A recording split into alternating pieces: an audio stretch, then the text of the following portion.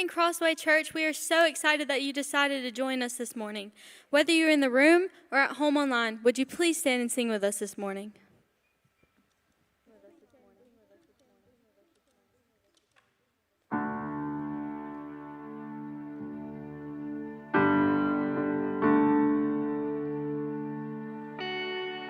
I searched the world, but it couldn't fill me. Man's empty praise and treasures of faith are never enough. Then you came along and put me back together.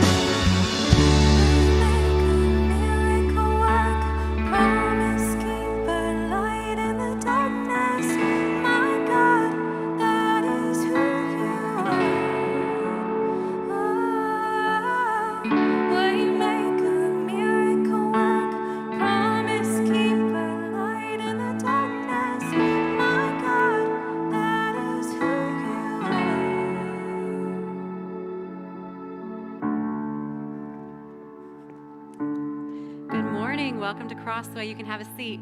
My name is Stacy, and it has been a long time since I've been up here to greet you on a Sunday morning, but it is so good to see your faces.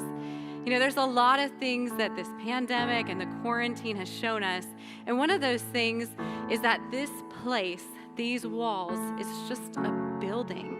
And I'm so grateful for this building. I love this building, but the church, our church, is all of you.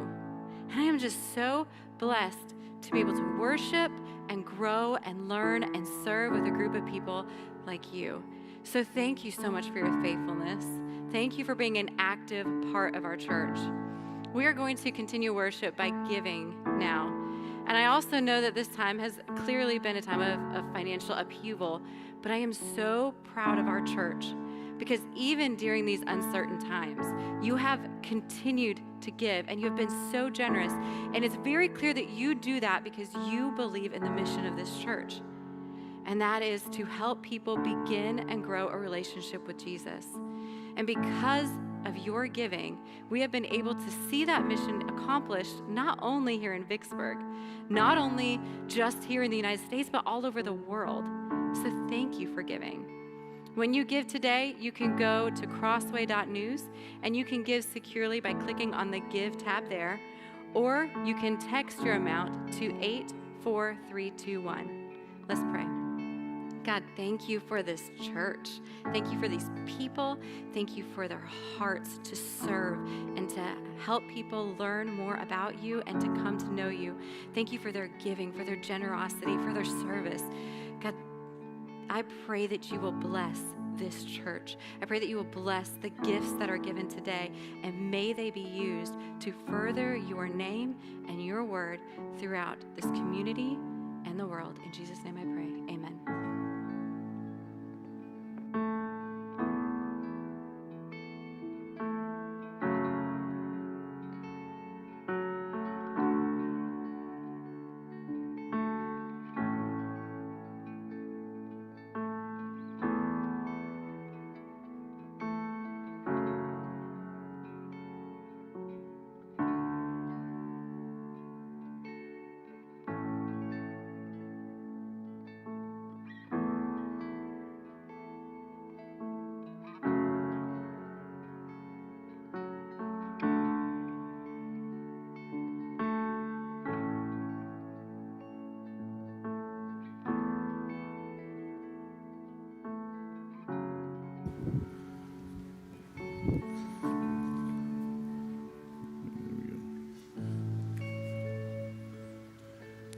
Well, good morning. Good to see everybody here today. I am so glad you decided to join us, whether you're joining us online or you're joining us in the room today.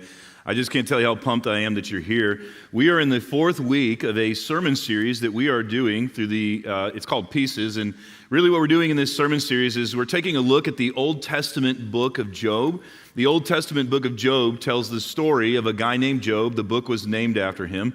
But it tells the story of a guy named Job, the difficulty and pain and tragedy that he endured. It tells us about some conversations that he had along the way. It tells us about his interactions with God. But most importantly, it leaves behind some important learnings and some important lessons about the subject of suffering and pain and difficulty. If you've ever found yourself in a place where you were personally going through pain, or if you saw somebody else you know or loved and they were going through pain, and you've ever asked those questions that we all ask during those times, the questions that are hard, the questions that nag at our soul, the good news for you is that the book of Job and the story of Job help you to get some answers to some of that stuff. So today we're going to pick up in Job's story where we left off last week. But before we do that, let me kind of tell you, I think that the thing we're going to look at today is extraordinarily important. And the reason why it's important is really, I think, for at least two reasons. One is because there are probably some of you, or maybe some of you online or some of you in the room, who, when you look at modern day Christianity, there's probably some frustration for you. You find yourself potentially or possibly frustrated about the way that things are taught, and even more than that, the way that the Christian faith is practiced.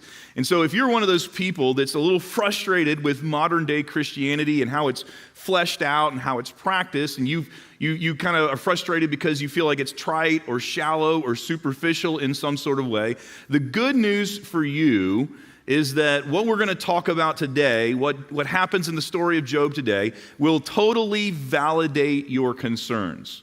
It will definitely point out the fact that sometimes as Christians, we practice a faith that's trite, shallow, and superficial.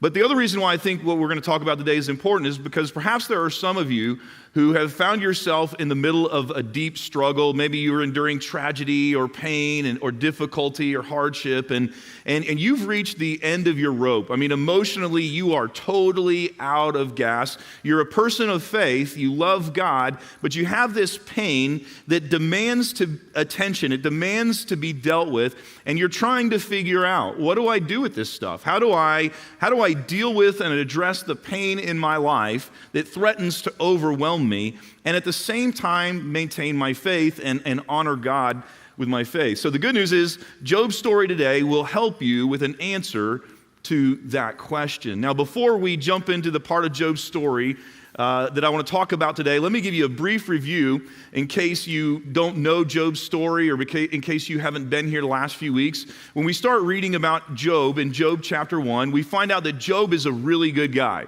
I mean, he's a good guy in every way imaginable. He loves God with all his heart. He's an incredible husband. He's an amazing father. He's a businessman, and he's a good employer. People enjoy working for him. They thrive under his leadership. On top of that, he is a man of character. He's honest and hardworking and loyal and decent and kind and generous.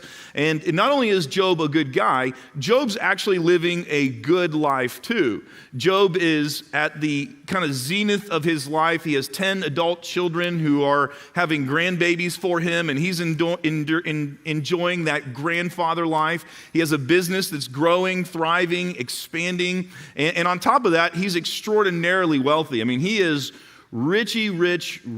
And I know there are probably some of you who don't get that reference. If you're under 40 years old, you may not get that reference, but he is stupid rich. And he has all kinds of money, and he enjoys the finer things in life. So while Job is being a good guy, living a really good life, there's a scene that plays out in the heavenly arena, and it's a scene that Job knows absolutely nothing about. It's actually a conversation between God and Satan, and Job is the center of the conversation.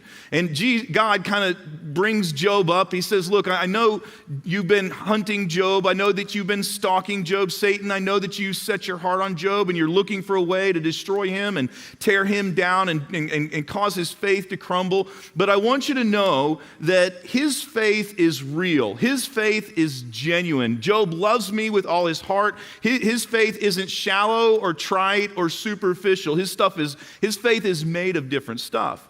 Satan responds by telling God, look, you're just being naive. Job, he really doesn't love you at all. I mean, look at what you do for him. You bless him, you protect him, he lives a good life. I mean, who wouldn't love you? You're practically paying him to worship you. Look, take some of that stuff away. Take away some of the blessings. Take away some of that protection. And you'll see, Job doesn't actually love you. He doesn't care about you. He's just in it for what he can get out of it. So God gives Satan permission to test Job's faith. But he sets up some parameters. He says, look, whatever you do, you can't touch Job. Satan, I imagine, leaves the meeting with a grin on his face, and he immediately gets to work. And in a matter of hours, he systematically dismantles and destroys Job's life.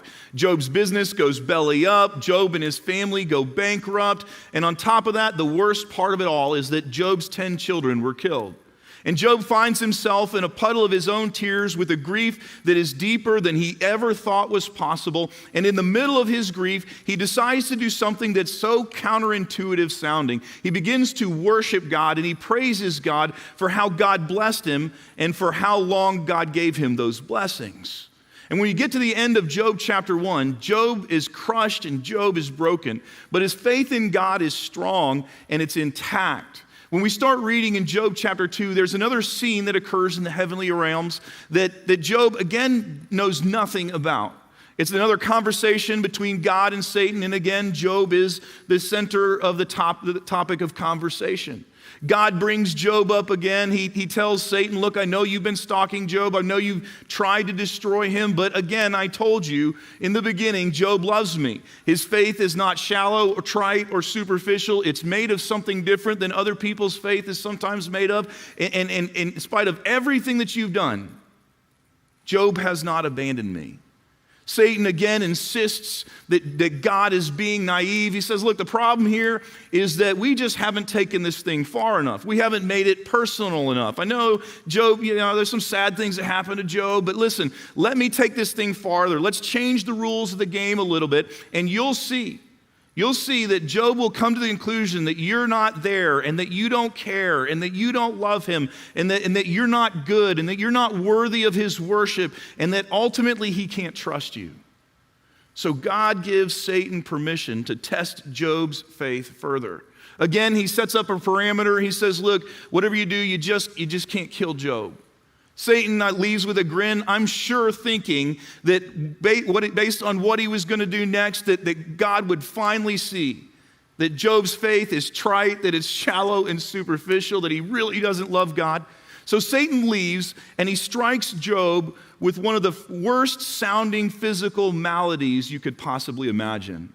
Doctors and medical professionals have tried to take a guess at what Satan might have done to Job, what disease it might be, but we don't ultimately know. Sprinkled all throughout the book of Job are these symptoms of what happened to Job. He was struck from head to toe with these painful boils that boiled up and they pussed over, and there were worms crawling through the wounds. He quit eating, he lost his appetite, and he began to emaciate until he was just a walking bag of bones. There was some facial disfigurement, there was an odor about Job, and there was depression and sleeplessness and a whole host of other things. And Job finds himself in the most miserable state of his entire life. And eventually, he's no longer allowed to live at home, and he finds himself living in the garbage dump outside the city where all the city's rejects lived. A place where they would pile up trash and human refuse and they would burn it. Job finds a broken piece of pottery and he reaches down and he begins to scrape his wounds just to try to get an inkling of relief, just a fraction of a second of just something that doesn't feel horrible. And while he's doing that, Mrs. Job decides to show up, and Mrs. Job sees her husband in the most pitiful state of his entire life. And she's sure that this is just going to be the end of him. So I think out of pity, she goes up to her husband and she encourages her husband, look, why do you hold on to your integrity? Just curse God and die. I think she was probably thinking that if Job would do that, that God would take his life and this whole thing would just be mercifully over for Job. It had to be difficult for Job to hear his wife say, look, why don't you just curse God and die? But even in that moment, he sat down and gently tried to reassure his wife, look, this is foolish thinking. You're not a fool. I love you with all my heart, but the conclusion you've come to is foolish. In good times, we think that God is good. We think that God is there. We think God cares. We think he loves us. We think that he has a plan, and we trust him. Shouldn't we also do the same in the hard times, in the middle of our difficult moments? So they finish the visit. Mrs. Job goes home. And for weeks, if not perhaps months, Job sits on top of that trash heap, scrapes his wounds, and finds himself in the loneliest place of his entire life. After a couple weeks or a couple months, 3 of Job's friends that were concerned about his welfare show up. And when they see him, they can barely recognize him. And immediately they fall on the ground and they begin to weep and mourn. The type of weeping and mourning that in those days was done for somebody who was dead.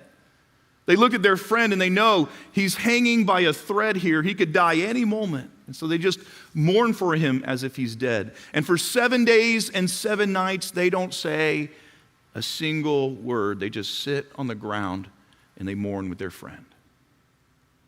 And that's where we pick up Job's story in Job chapter 3. Now, before we start taking a look at Job chapter 3, I want to issue you a little bit of a warning.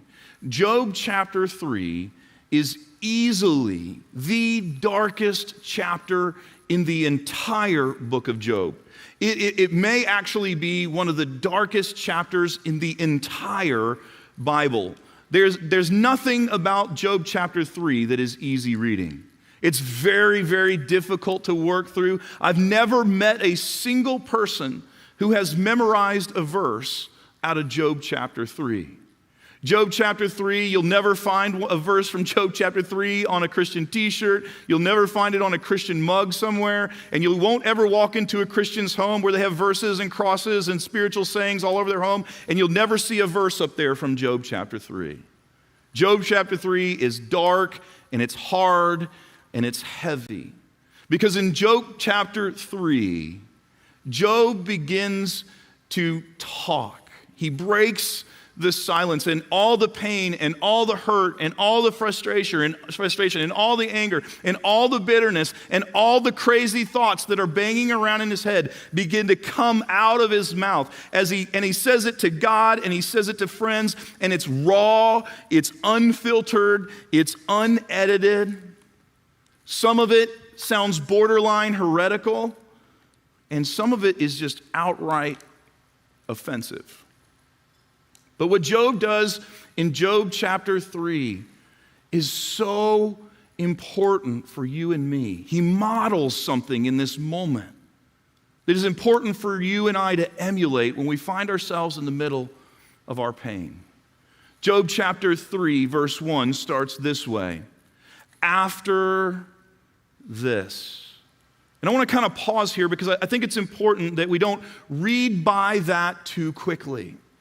After this, after Job's business went belly up, after Job's servants and Job's friends that worked for him, his co-workers, were slaughtered, after Job went bankrupt, after Job lost his house, after Job lost the cars, after Job lost his sense of respect in the community, people used to look up to him, now they just pity him. After Job lost his children, after he lost any kind of semblance of a normal relationship with his wife, after he lost his health, for the last weeks, if not months, after all of that, Job opened his mouth. Job finally decides to break the silence. And when he did, he cursed the day of his birth. Now, at first glance, it seems like maybe Job is doing what Satan has been trying to get him to do all along, but that's not exactly what's really happening here. Satan was trying to get him to curse God and to walk away from his faith, but here Job is cursing the day of his birth, not God. But Job, he opens his mouth, and the very first thing that comes out of his mouth was, I wish I was never born. And we get to hear the specifics of it in the next few verses, actually 20-something. He said, may. And let me kind of stop here for a minute, because this word may is a word you're going to see a lot between here and verse 9.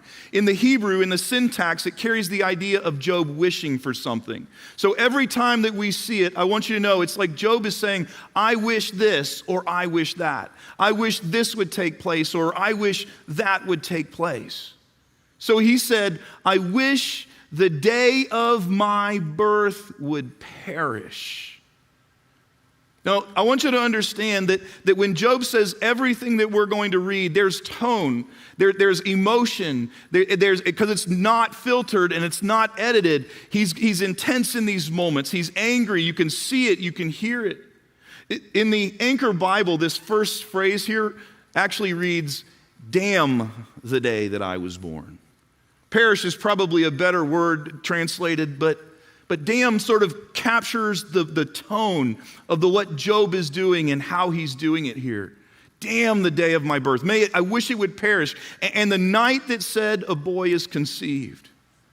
When Job's saying, look, when I was born, there was celebration. There were people jumping up. There were people high-fiving. You know, a boy was a big deal in that world, and my parents got a boy, and so everybody jumped up and everybody celebrated. And Job's saying, man, I wish none of that would have happened.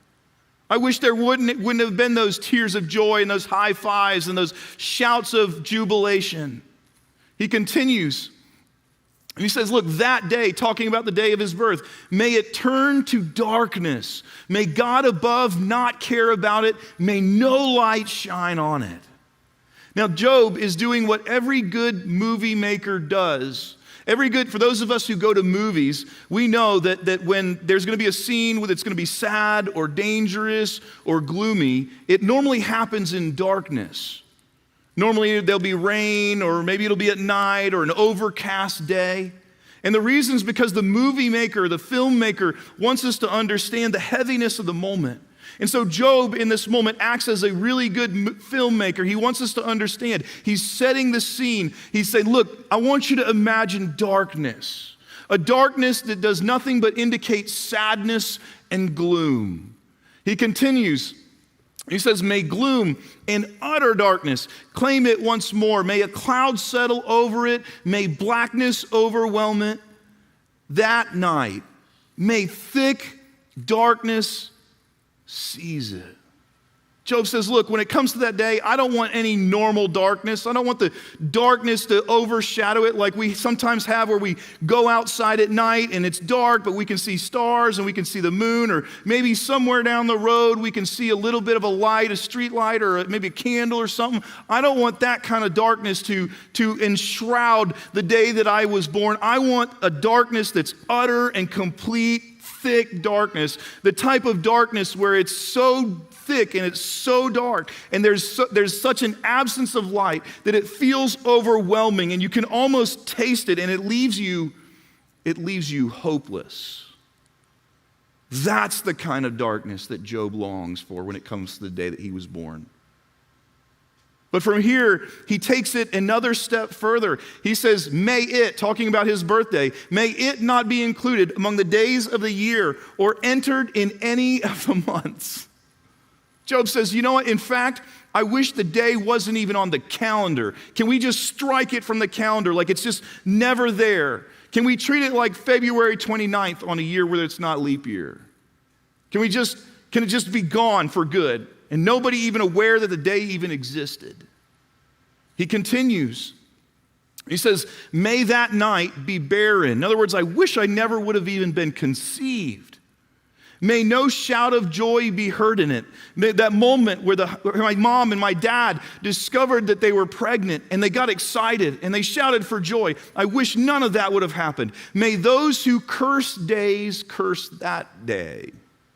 Now, Job, up to this point in his life, I'm imagining, probably doesn't have a lot of experience cursing things.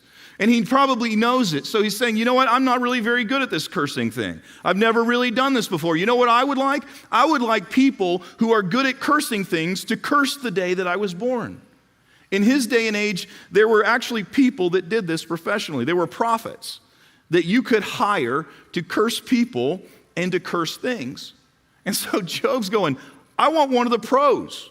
I don't want an amateur. I don't want somebody who's just getting their feet wet. Like, I want to hire somebody who's really good at this. This is how serious I am about this. I mean, how much is it going to cost? What do I have to pay? Who do I have to talk to? Do I have to take somebody out in order for it to happen? Whatever. I need somebody who's good at this. He goes on and he says, look, those who are ready to rouse Leviathan. Now, Leviathan is probably a little bit of a confusing term for you. Leviathan in ancient days was a mythological creature that was believed that it was believed that once you roused him, that he was the agent of chaos and an agent of destruction, and not just mild chaos and mild destruction.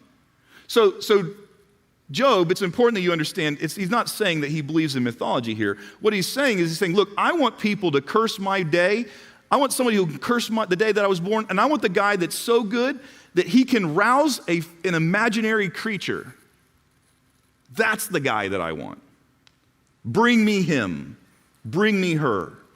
He continues.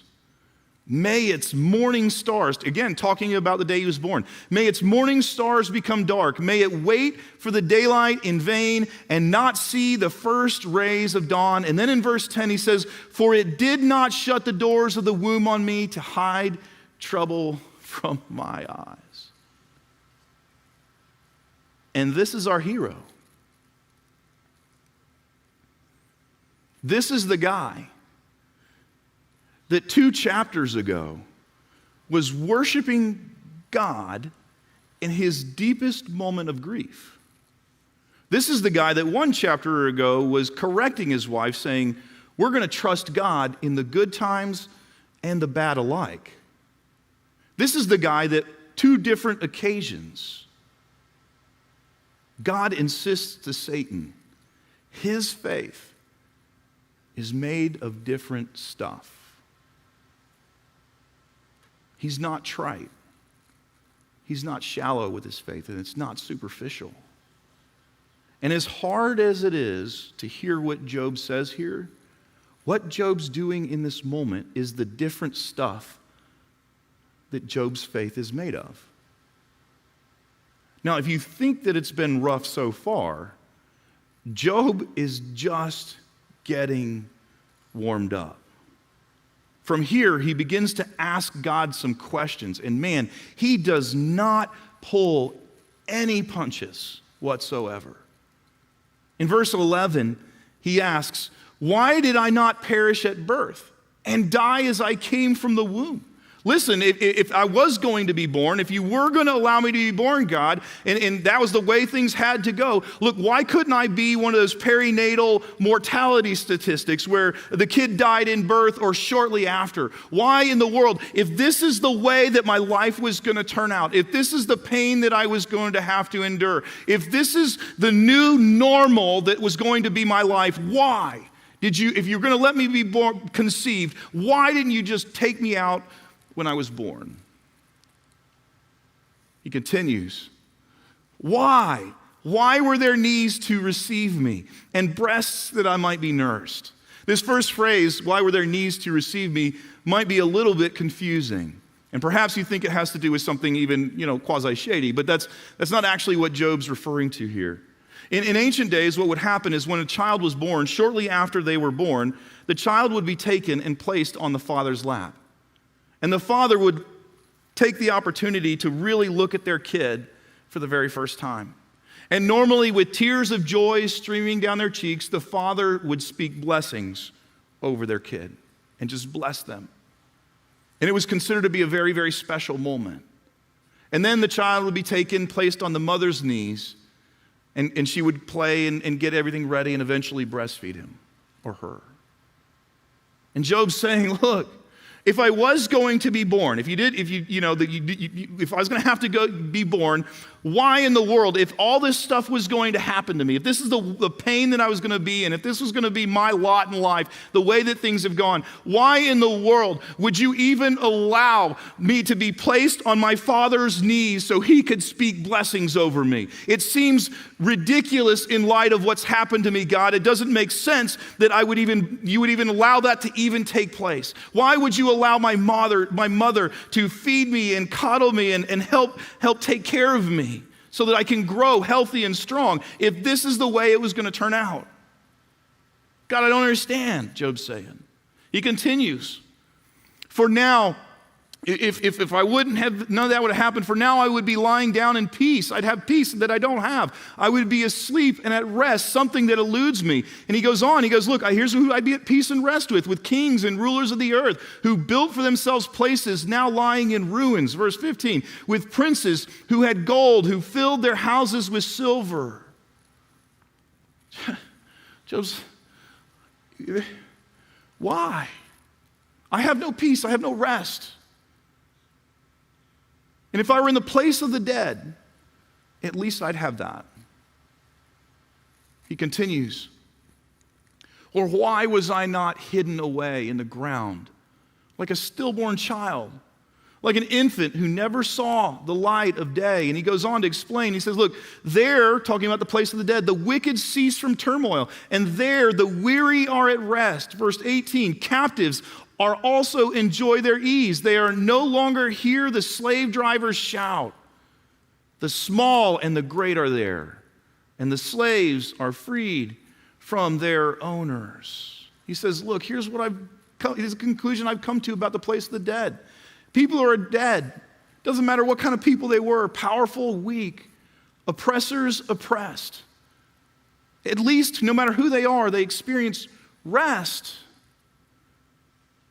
Job essentially tells God, look, it seems like death is ideal in my current situation.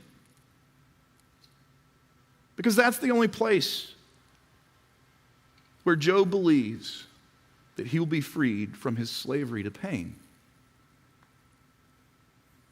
Job isn't done, though. He says some more. Why is light, and then translate that as life, why is light given to those in misery and life to those who are bitter in soul? Why do you allow people who are miserable to live? He continues, to those who long for death that does not come, who search for it more than for hidden treasure. Verse 22, who are filled with gladness and rejoice when they reach the grave. God says, look, Job says, look, God, why don't you just take me out? Why do you allow me to live when really I just want rest that can only be found in death? Now, I know it might seem like Job here is contemplating suicide, but he's really not. He's being honest about what's going on in his heart, but he's not contemplating suicide. In fact, nowhere in the story of Job do we find any indication that Job takes any action toward that end. But he's being honest about what he's thinking and what he's feeling with God. And I'm sure that in his better moments, Job knows that this thinking is askewed. But this is just honestly where he's at. And he's just taking it all to God and his friends. But Job isn't done. He says, why is life given to a man whose way is hidden, whom God has hedged in? In other words, he's telling God, look, I know that you have some part in this. I believe that you've hedged me in. I believe that you've brought me here or allowed me to be here and you're keeping me in this pain. Why are you doing that? He continues.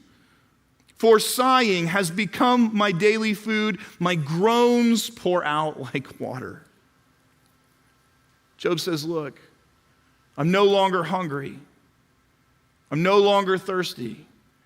And in place of food, all I have are sighing and groans. In the Hebrew, those two words carry this idea of shrieks, the type of shrieks that would come from a person's body when they were desperate for relief from their situation, desperate for relief from their pain. Job's saying, look, I used to eat and I used to drink, but now my nourishment, if you want to call it that, every single day is nothing but my pain. That's what I chew on every day. He continues, what I feared has come upon me, what I dreaded has happened to me. Job, before all of this happened, there were some things that Job was afraid, man, in a worst case scenario, this might happen. And you probably have been there. There are probably things in your life where you've seen other people go through stuff or you've seen things happen in this world and you've thought to yourself, man, that would be my worst nightmare. If I don't know what I would do in that moment. I don't know how I would handle that. I just think they're better people than me because I think I would fall apart and it would just be over. Job's saying, look, I had some of those. I had some of those things, and every single one of them happened. In fact, nightmares that I didn't have but probably should have, those happened too. So Job finishes out this way. I have no peace, no quietness, no rest, only turmoil. And while Job is lamenting, his three friends are standing there listening, analyzing everything that Job says. And they're doing it from the vantage point of things being good for them. They're all healthy, they're well fed, they're prosperous, their families are good. But they're analyzing what Job's saying and what Job's doing. And the longer that Job talks, the more and more angry and the more offended they become. In fact, when they start talking, they end up becoming extraordinarily offensive, and they become defensive along the way too. But they become angry and offended. But you know who isn't? You know who's not angry or offended by what Job did here? God. There's no place in the story of Job that even remotely hints at the idea that God was even remotely bothered by what Job did here. There's no place in the story where God pulls Job aside and he goes, all right, listen, we got to talk about this Job chapter 3 lament thing because, ooh, man, look, your delivery was rough. Like it felt very disrespectful and it was out of line on some things. And there were some parts that were sort of heretical sounding and there's some other parts that were super offensive. And man, you might have been better to keep those thoughts to yourself. There's no place in Job's story where that happens. There's no place where God pulls Job aside and he goes, look, hey, so let's talk about this Job chapter 3 lament thing because literally the 2 previous chapters I kept telling Satan that you trust me and that your faith was made of different stuff, that you weren't trite or shallow or superficial or any of that sort of stuff. But man, that Job chapter 3 lament. You know, the only person who wasn't bothered by this was God. He wasn't bothered at all. And I think there are at least a couple reasons why God isn't bothered by Job's lament. And the first one is that God already knew all the stuff that Job just told him. He knew about the thoughts, he knew about the emotions, he knew about the anger and the bitterness and the frustration and the rage. He knew about all of it. He knew about Job's pain. He knows why Job was in pain. So God isn't bothered by it. And by the way, I want to let you know that I don't know what you're in the middle of right now, what pain you're dealing with, what thoughts are going through your head, what emotions you're feeling. I don't know if you have a lot of thoughts in there that you're like, wow, if I express that, that would be sacrilegious, or if I express that, that would be offensive, or if I express that, I'm not sure if I could even be considered a Christian or not. But here's what I want you to know. God already knows what's going on in your head and in your heart. And God knew what was going on in Job's head and Job's heart, and that's part of why he wasn't bothered by it. But the other reason why God wasn't bothered by what Job did here, and this is the part I hope you don't miss, is that this is what God wanted Job to do. God was hoping that Job would trust him enough to honestly bring his thoughts and his feelings and his pain to him. He was hoping that he would do it. I want you to think about this for a moment from a parenting perspective. For those of us who are good parents, you know what good parents want when their kids are in pain? They want them to bring their pain to them. That's what good parents do. When their kid is in pain, when their kid is hurting, they don't want them to wait. They want them to immediately run to them in their pain. And good parents, they don't care about the fact that when the kid brings their pain to them, that emotions are running high. They don't care that, look, whether they express themselves well. They don't really care whether or not, it sounds good. They don't care whether the kid has really thought it through before they've talked. They don't care. They just want their kid to bring their pain to them. That's what every good parent does, because the parent longs to help their child. Good parents do. And good parents know they can't help their kids heal or get better until their kids bring their pain to them. In fact, what happens with really good parents start to be concerned when their kids are in pain and for some reason they won't bring it to them. Good parents start to wonder, well, why do they think they can't trust me? And what have I done to give them the impression? Why would they, instead of run to me, run from me?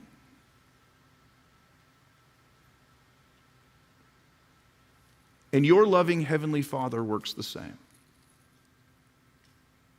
Just like every good parent, He longs for His children to honestly bring their pain, even if it's raw, even if it's unedited, even if it's unfiltered, even if you haven't thought it fully through, even if parts of it sound offensive, even if parts of it maybe even sound heretical. He longs for you to bring it to him. You know, somewhere along the line, Christians started to think that when it comes to some of that stuff that isn't so pretty and neat, that stuff inside of us that happens, our thoughts and our emotions that gets kind of messy, we've somehow come to the conclusion that the godly way to handle that stuff, the way to handle it, the way that somebody who's truly a person of faith should handle it, is to just kind of pretend it's not even there. Hide it. But nothing could be further from the truth. You see, real faith is when we take all that ugliness and all that mess and all that stuff that we haven't quite figured out and all the pain and the angst and everything, and we just bring it to God and we honestly just tell him what's there. Think about it for a moment in the terms of a doctor. You know, when you and I, we're physically ill, something's wrong with our body. What we do when we're in pain like that is we go and we try to find a doctor. We don't try to find a doctor who can't help us. In fact, if we think the doctor can't help us, we don't go. But we take all of our pain, and if we do it right, we go to the doctor and we're honest about all of it. And whether you know it or not when you do that, what you're doing is you're trusting that doctor, and you're acting in faith that that doctor can help you heal. And when you and I find ourselves in spiritual pain or emotional pain, the same is true between you and God. When you and I take our pain to God, what we're saying is, God, I believe, and we're honest about all of it, God, I believe that you're the great physician. And as an act of faith, I'm bringing it all to you, trusting that you're truly the only one who can actually help me heal from this stuff.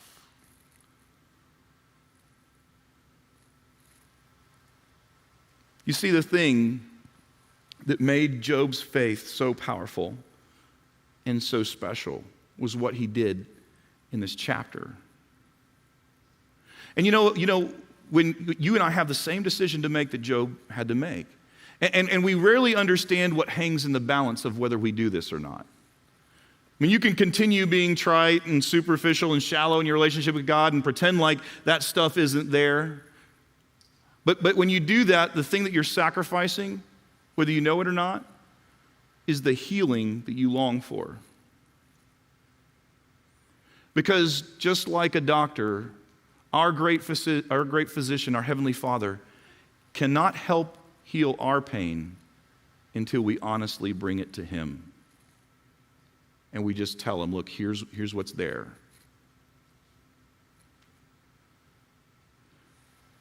So I want to encourage you to throw away the myth. The myth that says, if I really love God, if I'm really spiritual, I just pretend when it comes to the messiness.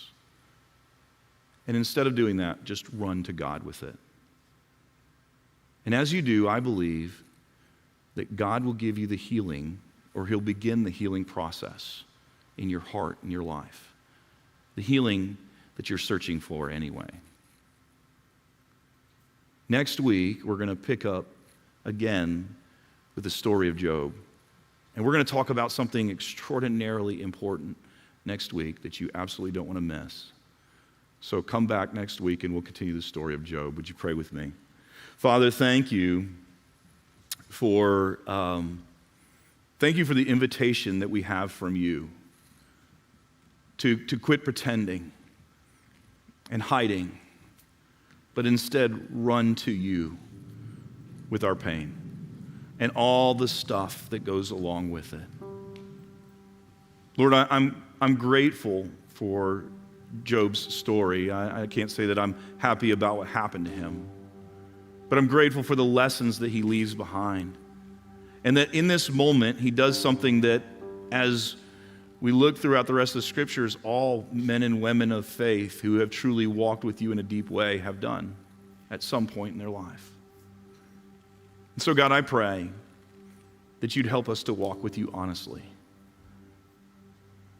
I pray that you'd help us to take the parts of our life that we want to sometimes hide from you and that we would just bring it to you. And God, I pray that as we do that, that you would do what really only you can do. that you would bring healing from our hurts and our pains. And God, I pray these things in Jesus' name. Amen. Would you please stand and sing with us?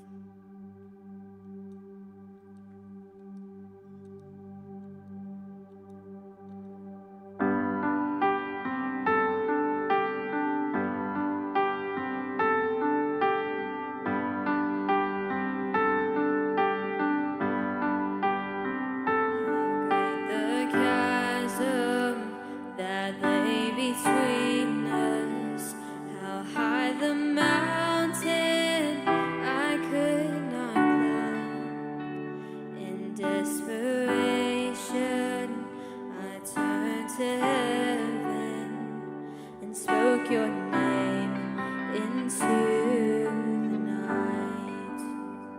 Then through the darkness, your loving kindness tore through the shadows of my soul. The work is finished, the end is written. Jesus Christ, my living hope.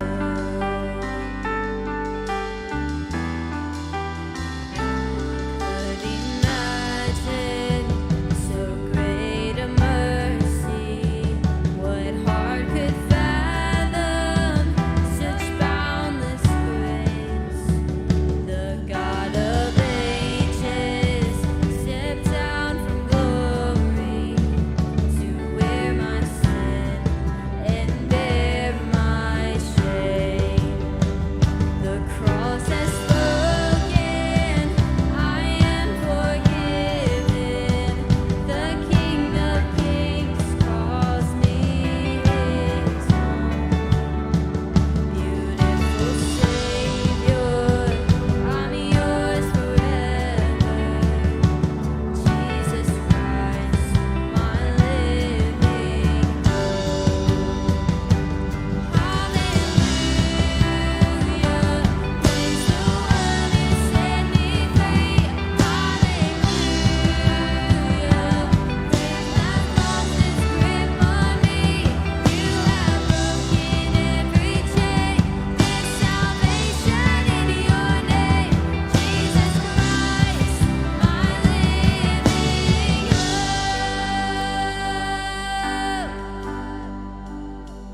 Then came the morning that sealed the promise. Your buried body began to breathe. Out of the silence, the roaring lion declared the grave has no claim on me. Came the morning that sealed the promise. Your buried body began to breathe. Out of the silence,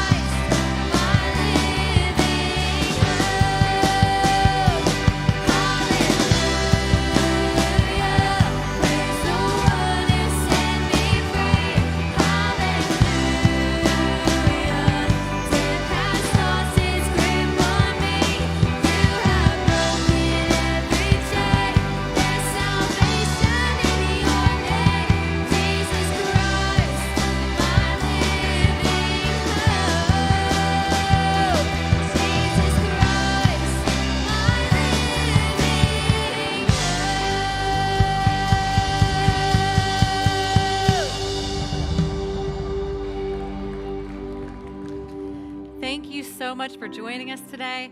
We want you to feel as connected as possible. So we have a church app that we hope that if you don't already have, that you'll get. You can use it to check in and see what's going on in the church. You can also go to crossway.news and you can keep up with what's going on there as well. And while you're visiting the app or the site, take a look at our groups because they're starting soon and they're filling up very quickly. And we want to make sure you get connected that way as well. So check out the groups, join one as soon as you can. Church, we love you. Hope you have a great week.